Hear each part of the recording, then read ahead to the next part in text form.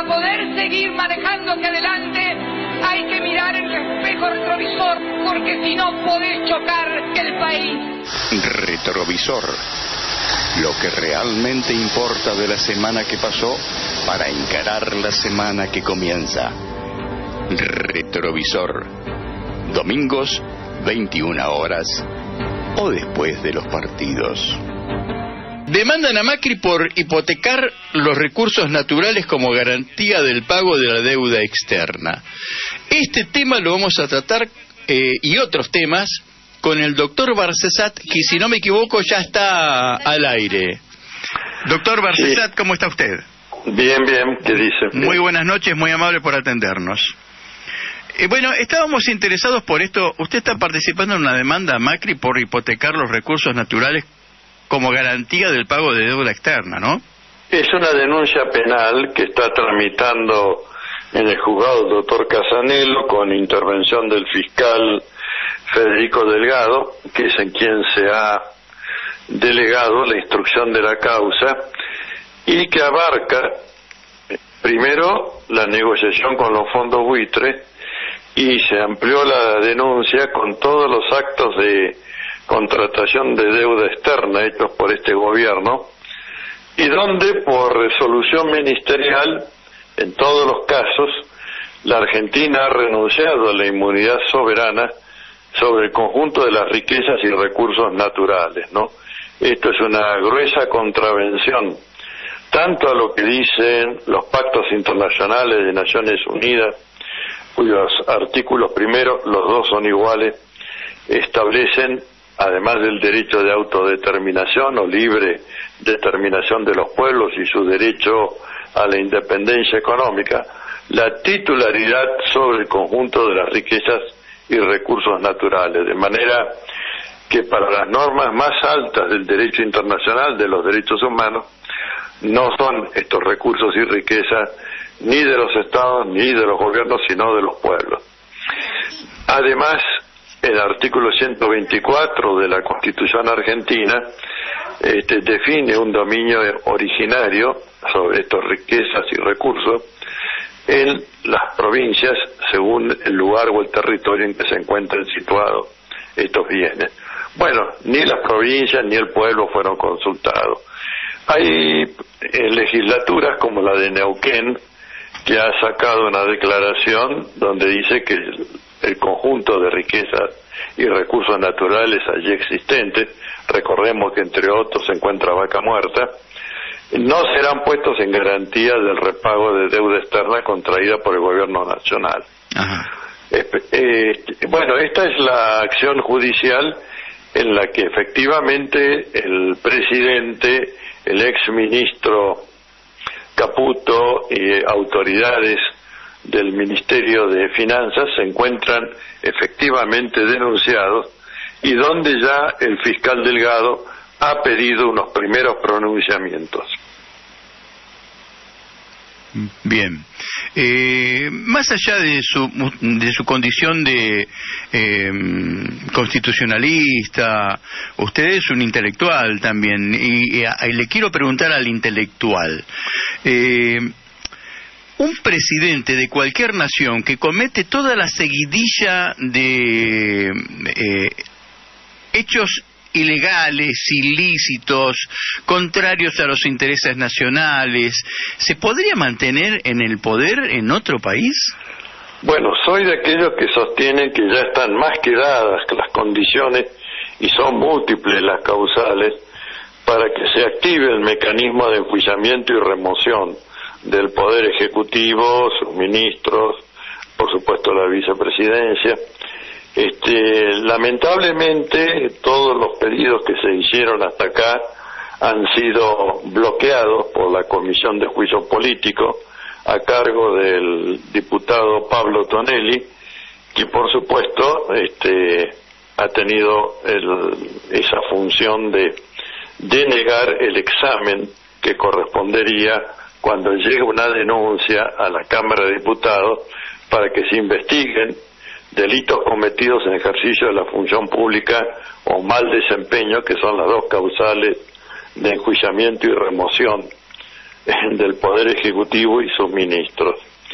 Bueno, yo creo que con este nuevo DNU, o los nuevos DNU, porque está también el de ARSAT, que violenta una ley de orden público, tiene que haber una nueva denuncia contra el presidente Macri y su elenco para que, esperemos esta vez, no miren para otro costado las autoridades de la Comisión de Juicio Político y se investigue a ver con qué autoridad es que, además de poner el conjunto de riquezas y recursos naturales en resguardo del repago de una deuda que todos sabemos que es impagable, que se haya dictado un DNU en materia penal y procesal penal, como es el decomiso y la confiscación de bienes provenientes de delito, materia taxativamente vedada por la Constitución para los decretos de necesidad y urgencia, y cuando además no había ninguna necesidad ni ninguna urgencia, sino simplemente la voluntad del presidente de pasar por sobre las atribuciones del Congreso de la Nación para hacer un golpe marketinero, en el sentido de decir: yo combato la corrupción, aquí el que las hace las paga. Sí, menos él.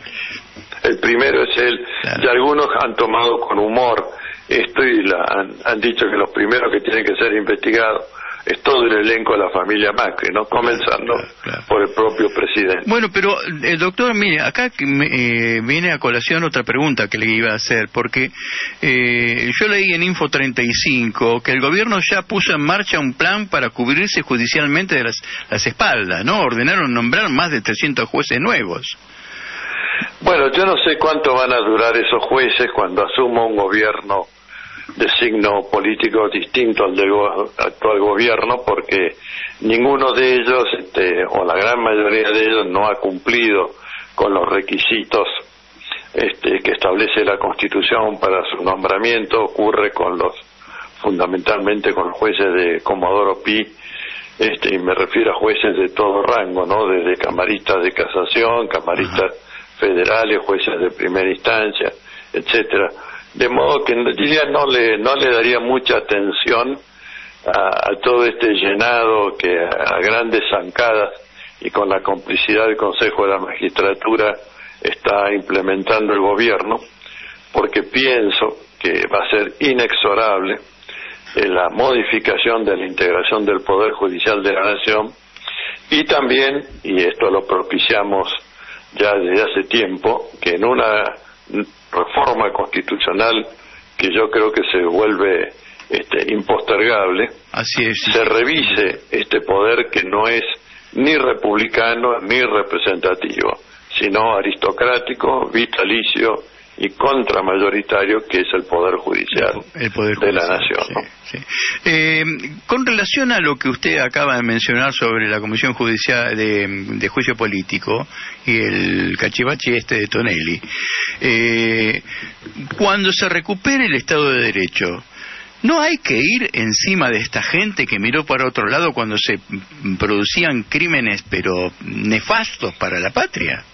Bueno, por supuesto que todos los que han tomado intervención como autores, partícipes o encubridores en la desaparición forzada seguida de muerte de Santiago Maldonado, el crimen de Rafael Nahuel y como otros hechos que ameritan la investigación y correlativa sanción penal, es lógico que tendrán que ser activados y que será una enorme tarea que tendrá que tomar a su cargo quien encabece la Procuración General de la Nación, y en lo que hace al aspecto patrimonial, quien tome las riendas de la Procuración del Tesoro de la Nación, ¿no?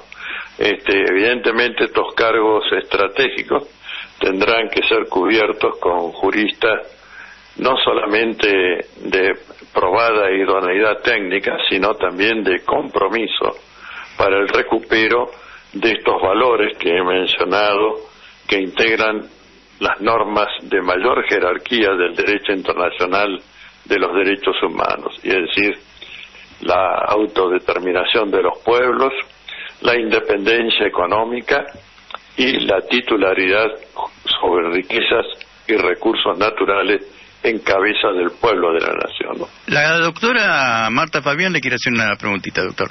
¿Cómo no? Buenas noches, doctor. Yo una cosa más sencillita. Todas las muertes que se están dando por el tema de los electrodependientes. ¿Me pueden subir el retorno porque la escucho muy mal, doctora? Sí. Las muertes causadas, por ejemplo, a personas electrodependientes, a las personas con cáncer que no se les da la medicación, digamos, ¿qué se puede hacer con estos temas? Todo esto son temas, efectivamente, de investigación y sanción penal.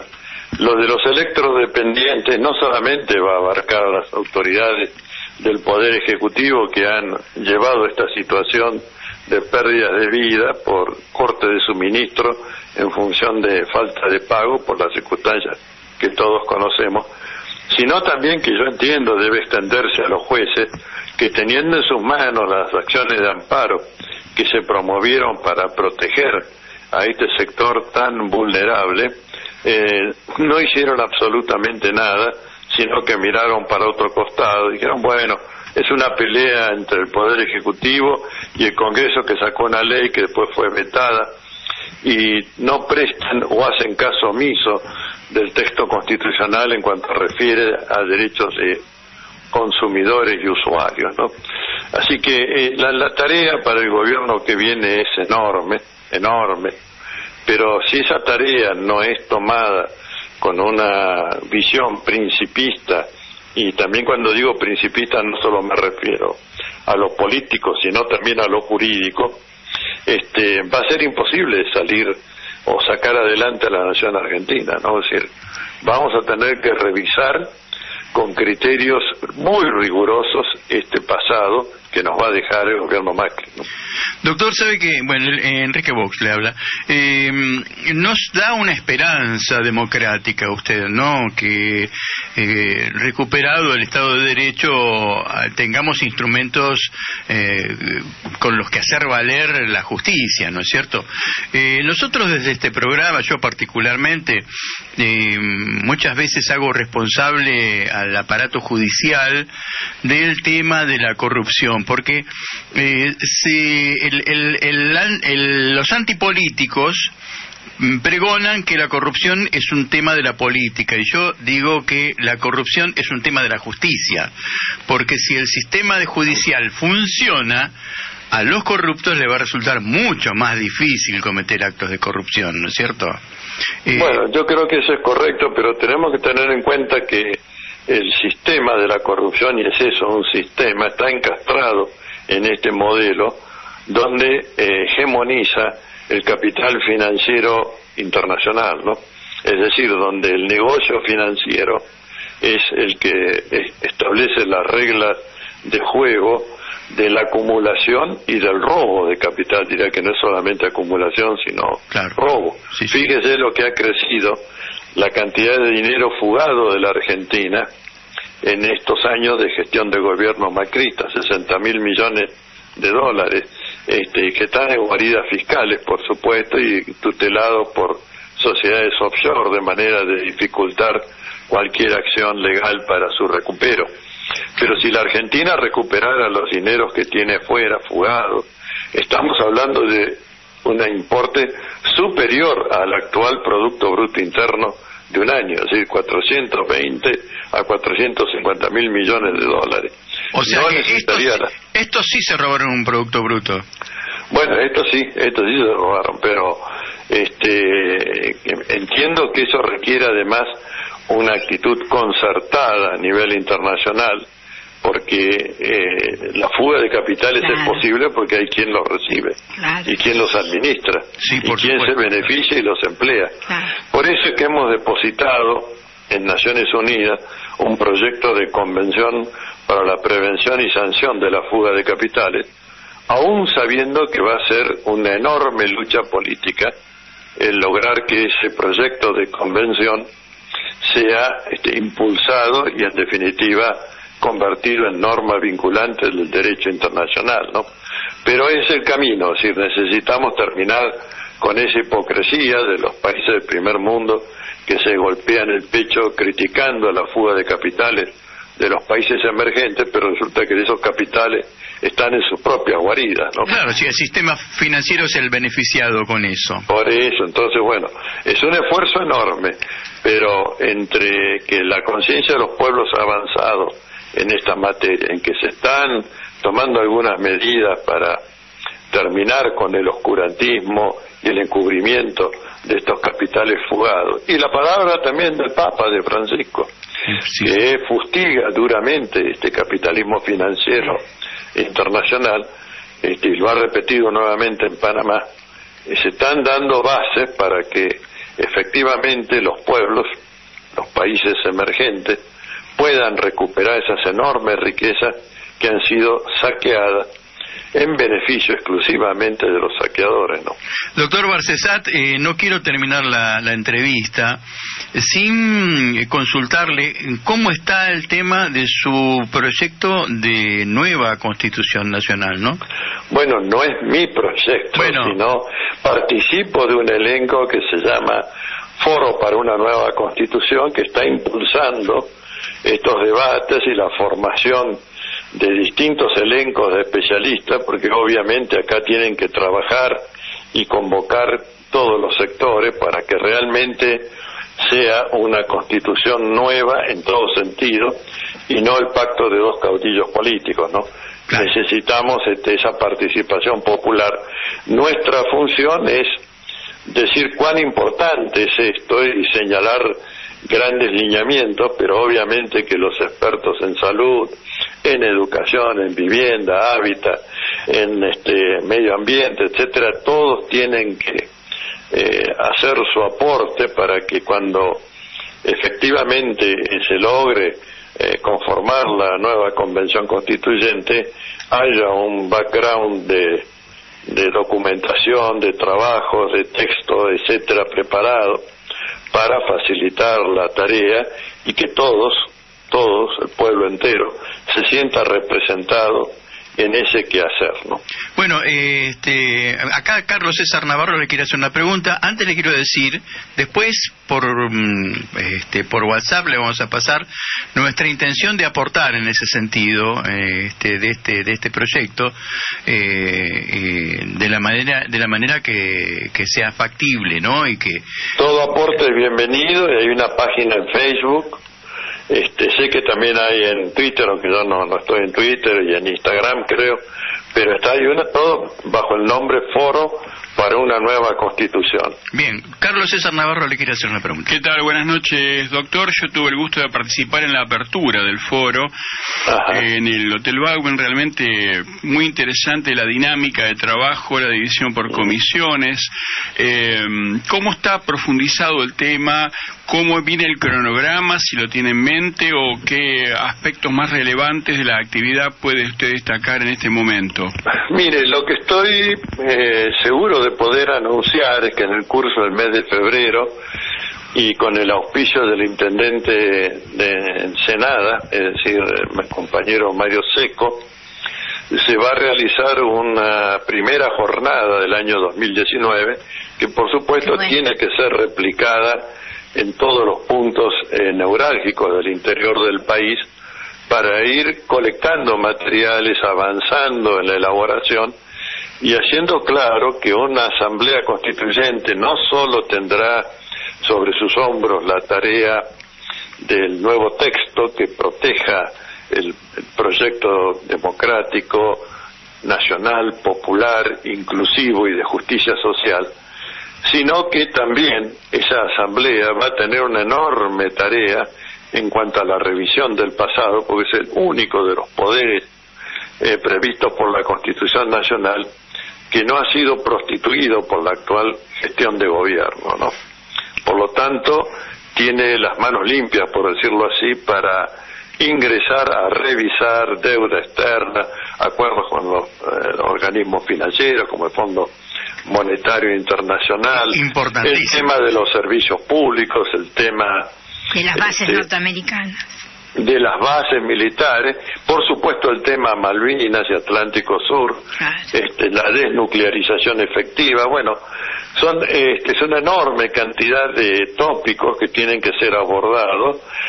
Volver al tema, esta vez con mayor incisión en lo que refiere a la comunicación social y el desarrollo tecnológico autónomo, recuperar los proyectos ARSAT, etcétera. Entonces, no se trata de tirarle todo el fardo al nuevo gobierno, se trata de que la expresión más genuina del principio de soberanía del pueblo, que es la convención o asamblea constituyente, tenga una labor rectora para que empalme con las nuevas autoridades y para que el principio de revisión de todo lo actuado, es decir, yo no soy de los que dicen esto sí, esto no, digo revisión de todo, y la revisión es un abanico que va desde una eventual y poco probable aprobación de algo hasta la anulación parcial o total según sea el grado de ilicitud de obrar cuando se cometió el despropósito económico e institucional, ¿no? Es indispensable, doctor, quiero ir hasta la raíz y empoderar a esa Asamblea Constituyente para evitar lo que ha pasado con la Corte Suprema de Justicia a la fecha, que, por ejemplo, determinadas normativas o documentos o productos emitidos por la Convención Constituyente del 94 se había excedido en determinadas funciones. O sea, creo que... Sí.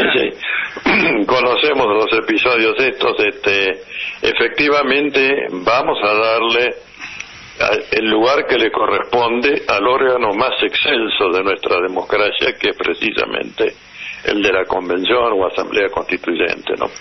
Bueno, es una enorme tarea que nos proponemos y, como decimos siempre en estos encuentros, tiene que haber un bloque social hegemónico para conducir y lograr las mayorías necesarias para impulsar este proyecto, y es en eso que estamos señalando siempre. No basta con tener un texto químicamente puro y bueno, honesto, etcétera. Se necesita un bloque popular, ciudadano, que porte el proyecto como el estandarte mayor de su proyecto de liberación nacional y social, ¿no? Bien, doctor, no sé si quedó algo en el tintero porque... Vamos a tener mucho para hablar, no se preocupe. Desde ya que hay miles de cosas, pero creo que lo más importante ha sido analizado y que debemos mantener una comunicación asidua para el seguimiento, no solo, por supuesto, conmigo, sino con todas las otras personalidades que de momento están en la tarea de impulso a esta iniciativa constitucional, ¿no? Bien. Bueno, nosotros le agradecemos infinitamente que nos atienda un domingo a la noche. La verdad que reconocemos su generosidad, doctor, y quedamos abiertos a lo que usted pueda necesitar. Acuérdese de nosotros cuando podamos ser útiles en comunicar algo a la gente. Cuente con nosotros. ¿Cómo no? Un abrazo muy grande y muchísimas gracias. Igualmente para ustedes. Hasta pronto. Buenas noches. AM 740. Radio Rebelde. Alta Radio.